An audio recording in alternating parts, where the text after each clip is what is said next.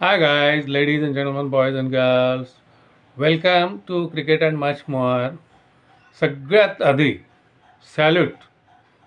Salute to Rishabh Pant. परवा दिवशी batting करताना ऋषभला पायाला इंजुरी झाली होती, जखम झाली होती, म्हणजे फ्रॅक्चर होतं ते, आणि he was ruled out for at least 6 weeks to 2 months.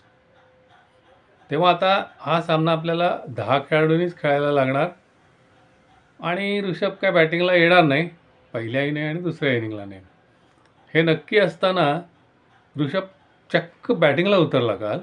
खरोखर केवढं मोठं धाडस आहे ते.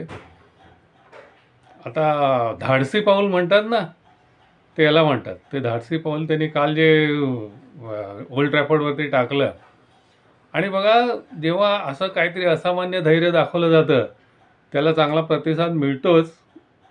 स्टेडियममधले सगळे प्रेक्षक, इंग्लिश सपोर्टर्स, इंडियन सपोर्टर, त्यांनी उभं राहून त्यांना जी मानवंदना दिली ऋषभला, ती अभूतपूर्व होती. खरोखर त्याच्या धैर्याचं कौतुक आहे. याआधी तो कार ॲक्सिडेंटमधून जो वाचला तेव्हा तो चालू शकेल की नाही इथपर्यंत हे होतं. त्या कंडिशनमधून तो नुसता सावरला नाही, तर कॉम्पिटेटिव्ह इंटरनॅशनल लेवलचं क्रिकेट, ते सुद्धा विकेट किपिंग, ते करू शकला तो. सगळ्यात पहिल्यांदा त्याला सलाम. आता आजच्या मॅचकडे वळूया. आजच्या मॅचची परिस्थिती खरं सांगायचं तर अशी आहे की इंग्लिश संघाने पूर्ण वर्चस्व गाजवलेलं आहे. हा सामना आपण जिंकण्याची शक्यता आता खरंच कमी आहे. अगदी पर्सेंटेजमध्ये म्हणाल तर 80-20 असं म्हणेन मी. 80-20 पण मी का देतो आहे, तर ऋषभने जी जिद्द दाखवली ती उरलेल्या 10 खेळाडूंनी दाखवली, तरच आपण हा सामना जिंकू शकू. अदरवाईज बजबॉलने आपल्याला पूर्ण निष्प्रभ केलं आहे असं मानायला लागेल. पहिल्या दिवसाचा खेळ संपला तेव्हा आपली परिस्थिती खरोखर चांगली होती, वाईट नव्हती. इवन आपल्या 368, 360 वगैरे जेव्हा धावा झाल्या, तेव्हाही ही धावसंख्या या ह्याच्यावरती योग्य असं वाटत होतं. पण नंतर जे बसबॉल सुरू केलं क्रावली आणि ह्यांनी, ते अफलातून होतं. म्हणजे त्यांनी निष्प्रभच केलं आपल्याला. खरं सांगायचं तर स्टोक्सला मानलं पाहिजे. तो एक जबरदस्त ऑलराऊंडर आहे आणि तितकाच धूर्त कॅप्टन आहे. तेवढीच महत्त्वाची दुसरी गोष्ट, त्यांना एकंदरीत परिस्थितीची साथ त्यांना नक्कीच मिळाली. पहिल्या दिवशी जेव्हा ढगाळ हवा होती तेव्हा त्यांनी जे टॉस जिंकून आपल्याला फलंदाजी दिली, तो निर्णय चुकीचा ठरतो की काय असं वाटत होतं. कारण या मैदानावर पहिल्यांदा टॉस जिंकून फलंदाजी प्रतिस्पर्ध्याला देणारा कुठलाही संघ जिंकलेला नाही. पण त्यांनी परिस्थितीचा योग्य अंदाज दिला, त्याला ह्यांनी साथ पण चांगली दिली आणि आपला डाव त्यांनी 368मध्ये जेव्हापर्यंत आपली मदल होती तेव्हा पुन्हा इव्हन स्टेवन होता. असं वाटत होतं की आता इंग्लिश संघाला जर आपण रोखलं तर अजूनही आपण मॅचमध्ये आहोत. पण आज खरं सांगायचं तर आपण मॅचमध्ये नाही आहोत. एक आहे, आता बुमराने जर समोरचं काही पहिल्या तासात चमत्कार केला आणि गप्प बसवलं इंग्लिश फलंदाजांना, आणि त्याला आपला नवीन कंबोज आणि सिराज यांची साथ मिळाली, आणि स्पिनर्सची सुद्धा, आणि त्यांचा धावफलक आपण 400च्या जवळपास रोखू शकलो, तर अजूनही आपल्याला या सामन्यामध्ये परत येण्याची संधी आहे. अदरवाईज नाही. पहिल्या सामन्यातच रिझल्ट क्लिअर होणार आहे.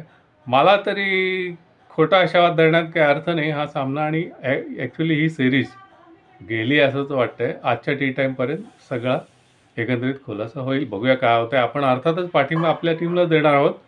काही होऊ शकतं क्रिकेटमध्ये, बघूया काय होतं आहे. आता ही जी पहिली जोडी आहे ना, ती अफलातून आहे. मला आठवतं आहे ना, बून आणि मार्श हे आपल्याला त्रास द्यायचे. त्याच्या आधी बिल लॉरी आणि सिम्सन, तसंच वेस्ट इंडिजचे हेन्स आणि ग्रीनिच, यापैकीच ही जोडी तशीच त्रास देते आपल्याला. लॉर्ड्सचा सामना त्यांनी चेस करताना आपला हवाच काढून घेतली होती, तशी हवा या सामन्यात काढून घेतली त्यांनी 166 धावांची भागीदारी करून, आणि आपल्याला आत्ताच त्यांनी खूप लांब ढकललेलं आहे. बघू पुढे काय काय होतं. आता इथे असं झालेलं आहे ना की खरोखरच रोहित शर्मासारख्या धूर्त कप्तानाची उणीव भासली. त्यानंतर ह्याला बुमराला साथ द्यायला शामी नाही, त्याचीही उणीव भासली. रोहित आणि विराट यांची फलंदाजी अवेलेबल नाही, त्याची उणीव भासली. आणि सगळ्यात वाईट गोष्ट म्हणजे कुलदीप संघात म्हणजे टीममध्ये असताना तो प्लेईंग 11मध्ये नाही, हेही वाईट वाटलं. खरं तर असं आहे ना, की 8व्या खेळाडूच्या ज्या 30-40 धावा असतात, त्यापेक्षा कुलदीपनी जर त्या सामन्यामध्ये 5-6 विकेट्स घेतल्या असत्या, तर आपल्याला सामना जिंकायची संधी अधिक असली असती. पण सगळं चुकत गेलं. काल चुकलं म्हणजे आपलं नेतृत्वही जेवढं हवं तेवढं कल्पक नव्हतं. दुसरी गोष्ट आपल्या गोलंदाजांची लाईनही बरोबर नव्हती असंच म्हणायला लागेल. लॉर्ड्सच्या सामन्यामध्ये ह्यांनी डकेटनी ऑफच्या पट्ट्यामध्ये लाँग ऑफ आणि मिड ऑफ, लाँग ऑफ वगैरेच्या पट्ट्यामध्ये खूप धावा काढल्या होत्या.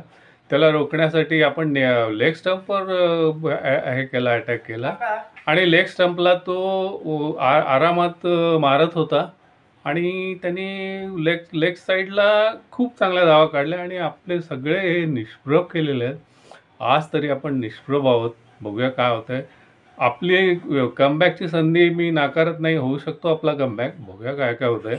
आणि कालचा ऋषभचा जो दिलेर खेळ होता तेव्हा मला आणखीन आठवण झाली म्हणजे 1980-81ला कपिल देव ऑस्ट्रेलियाच्या विरुद्ध मेलबर्नच्या सामन्यामध्ये जेव्हा ऑस्ट्रेलियाला जिंकायसाठी 140-50 धावांची आवश्यकता होती, तेव्हा कपिल आणि त्याच्या संघाने अक्षरशः 80 धावांच्या आसपास खुर्दा उडवला होता ऑस्ट्रेलियाचा. तेव्हा त्याला कर्सन गौरीची साथ लाभली होती. असाच झुंजार खेळ अनिल कुंबळेने केला होता जेव्हा त्याचा जबडा फ्रॅक्चर होता. तेव्हा वेस्ट इंडिजच्या अगेन्स्ट अँटिग्वामध्ये 2002 साली वगैरे असेल, त्यांनी जे बँडेज बांधलेलं असताना हे केली, गोलंदाजी केली. त्याचंच एक उदाहरण आज ह्यांनी आपल्याला पेश केलेलं आहे. आजचा जो खेळ आहे, आजच्या टी टाईमपर्यंत सगळं पिक्चर क्लिअर होणार आहे. आपल्या संघाला पुनरागमनाची संधी आहे, नाही अशी नाही, पण खूप कमी आहे. बजबॉलमध्येच हे यशस्वी होत आहेत असं वाटतंय आणि बेन स्टोक्सचंही कौतुक केलं पाहिजे. One of the great all-rounders असं ह्याच्या पंक्तीमध्ये तो जाऊन बसला. अगदी कपिल देव, इयान बोथम यांच्या रिचर्ड हॅडली यांच्या पंक्तीमध्ये त्याच जॅक स्कॅलिस यांच्या पंक्तीमध्ये तो नक्कीच बसलेला आहे. जेव्हा तो गोलंदाजी आपली निष्प्रभ असते तेव्हा गोलंदाजी करतो, फलंदाजी चांगली करतो आणि आता अजून त्यांच्या रूट आहे, हे आहे, त्यानंतर स्मिथ येणार आहे, ब्रूक येणार आहे. अवघड आहे एकंदरीत हा सामना, आपल्याला अवघड आहे. तरी पण आशा सोडायला नको. आपण हा सामन्यातही कमबॅक करू आणि हा सामना जिंकू अशी अपेक्षा वाटते. बघूया काय काय होतंय. तर आपल्या टीमला बेस्ट ऑफ लक. बाय. भेटू पुन्हा.